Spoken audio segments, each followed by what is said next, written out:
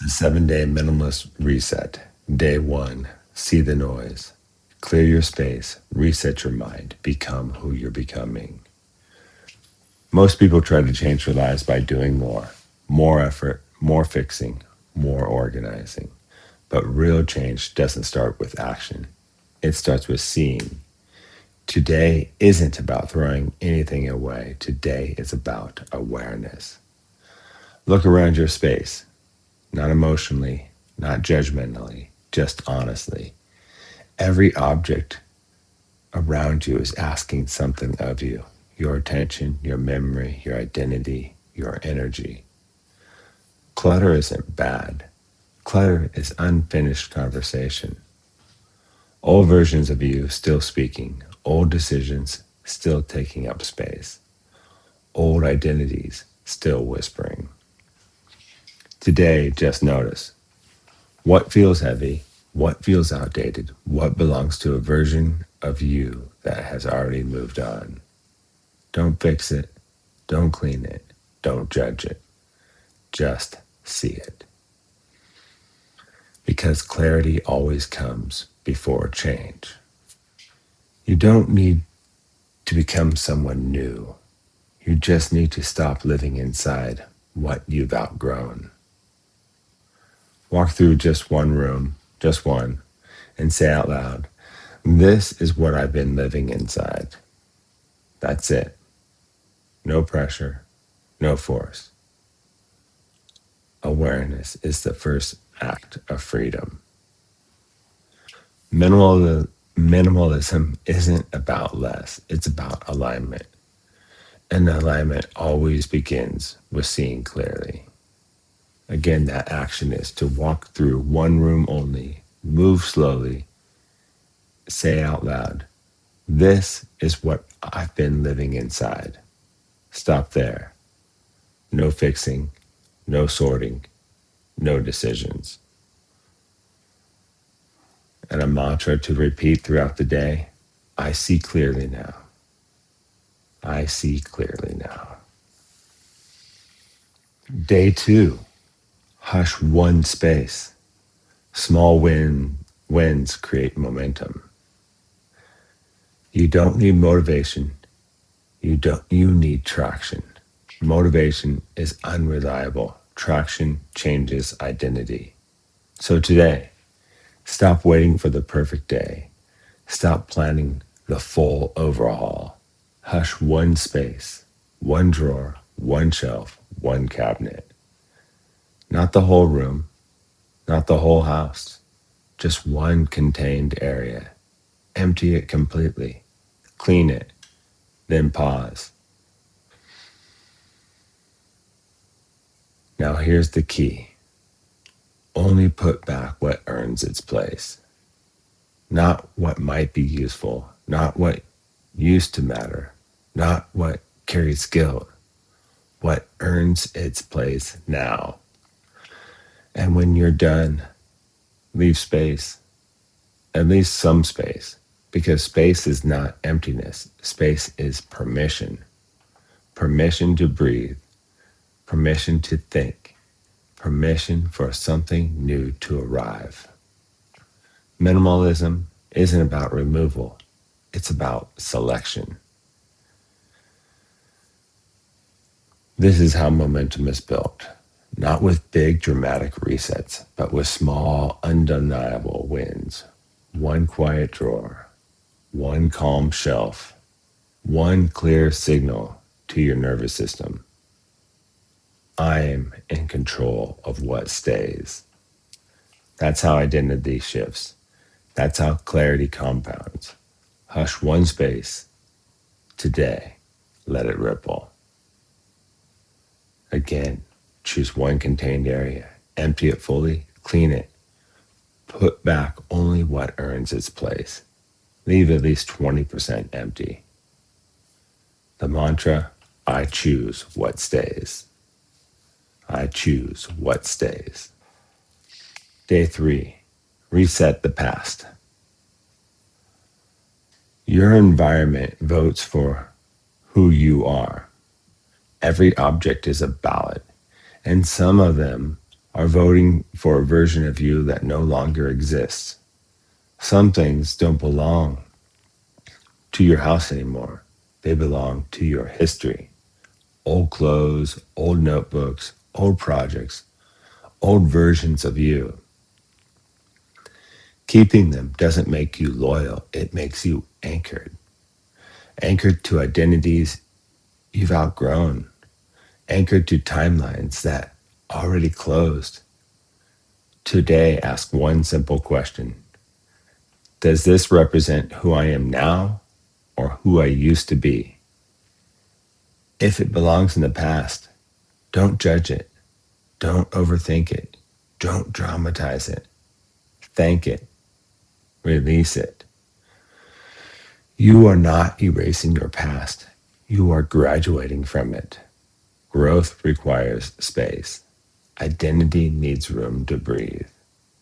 And when you remove what no longer fits, your life responds. You are allowed to change. You are allowed to evolve. You are allowed to let go. Today, we make space for who you are becoming.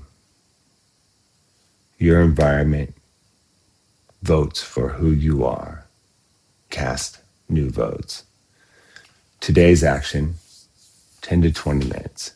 Fill one donation bag or trash bag or both, clothes, paper, objects, or projects tied to an old identity.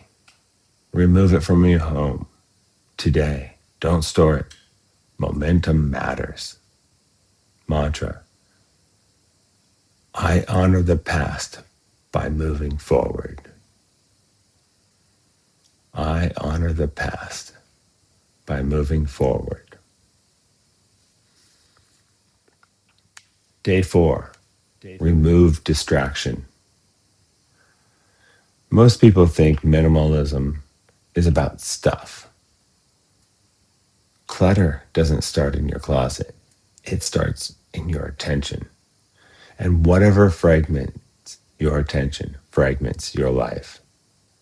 Not dramatically, quietly, one interruption at a time. There's a hidden cost to distraction.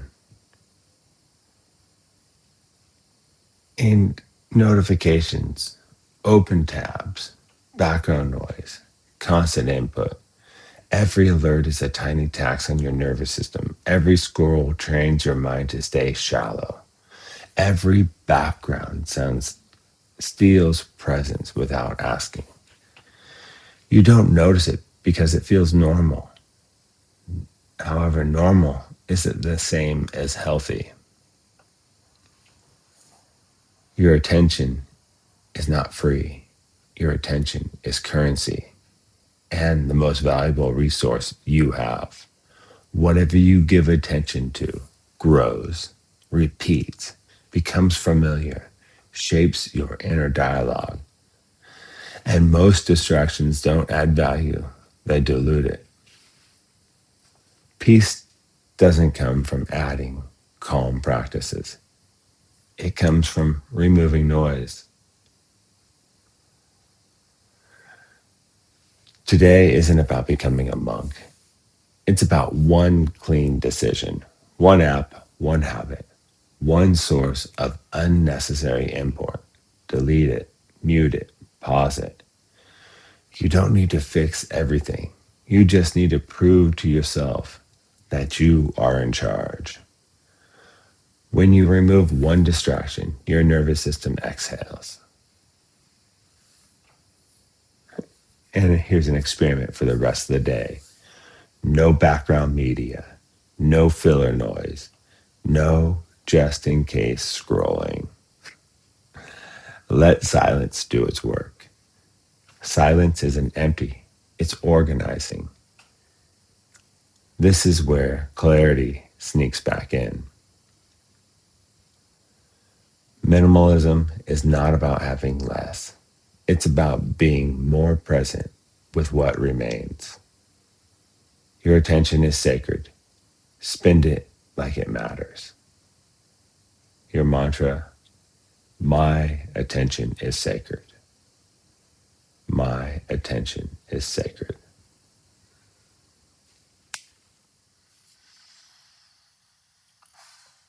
Day 5.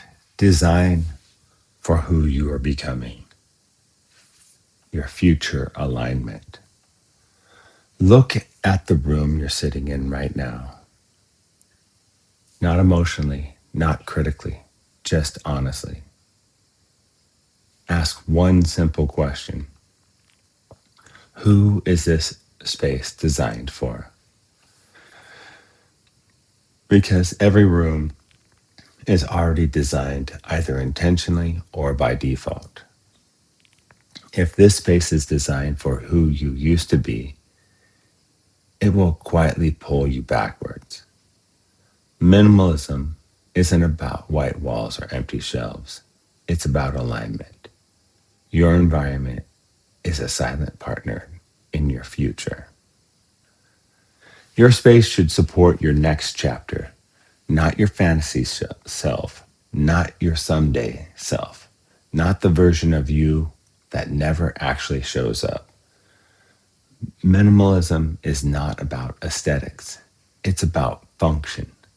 Design your space for how you actually live, what you actually do, who you are actually becoming.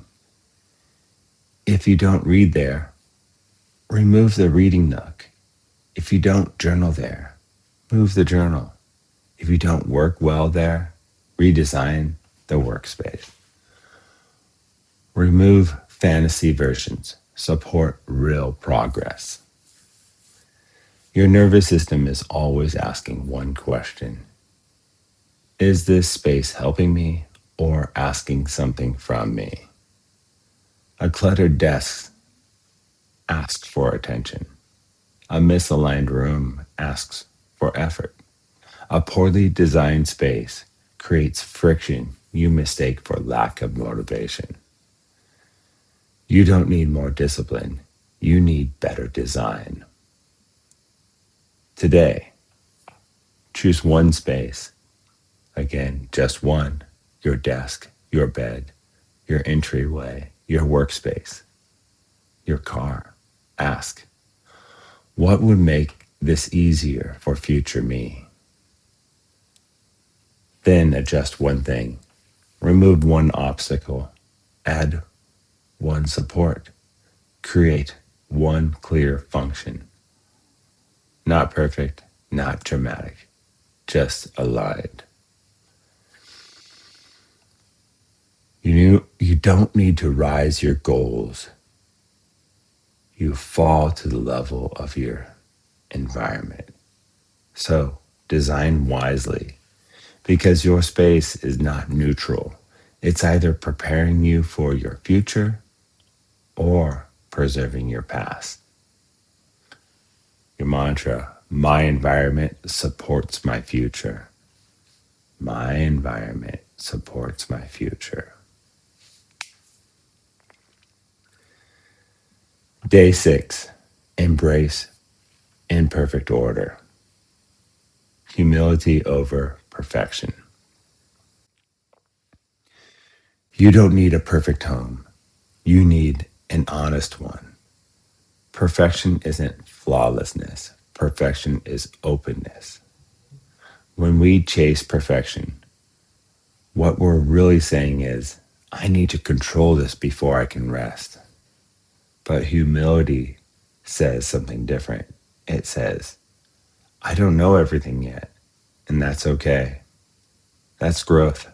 That's wisdom. Minimalism was never meant to be sterile. It's not a showroom. It's not a magazine spread. Minimalism is alive. It breathes. It changes. It reflects real life in motion. Today, we stop tweaking. We stopped optimizing. We stopped fixing things just to feel finished. We allow good enough.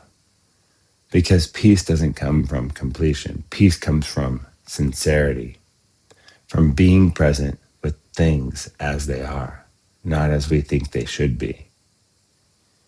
An imperfect space that welcomes you is more peaceful than a perfect space that pressures you. So today, do less. Leave something undone. Sit down before everything is finished. Let your environment say, you're allowed to be human here.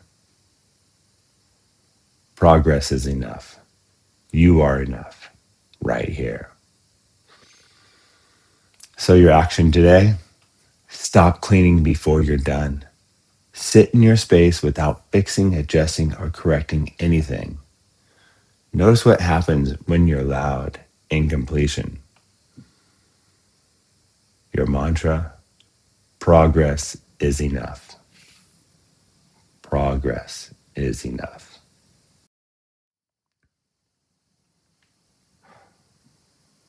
Day 7, live from space. Take a breath.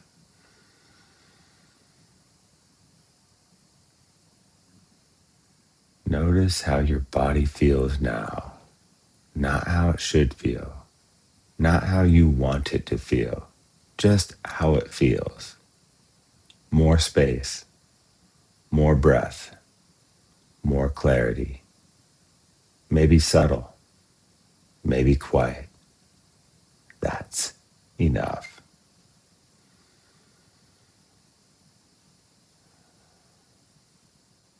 Minimalism isn't a one-time event.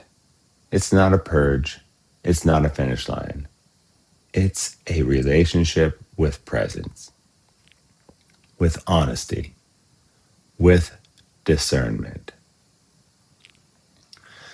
You just you didn't just remove things this week. You changed how you relate to your environment, and that changes how life meets you. From here on out, you add intentionally. You release regularly. You trust yourself more. Not because your space is perfect, but because it's honest. This is how you live light, not empty, light. You made room. Now, let life respond. For the next 5 minutes, do nothing. Sit in your favorite cleared space. No fixing, no optimizing. Just be there. Let space do its work. Your mantra, I trust what I've made room for. I trust what I've made room for. Enjoy. Go in love and peace with wisdom and understanding. Enjoy this day. Enjoy this moment. Enjoy this space. Enjoy.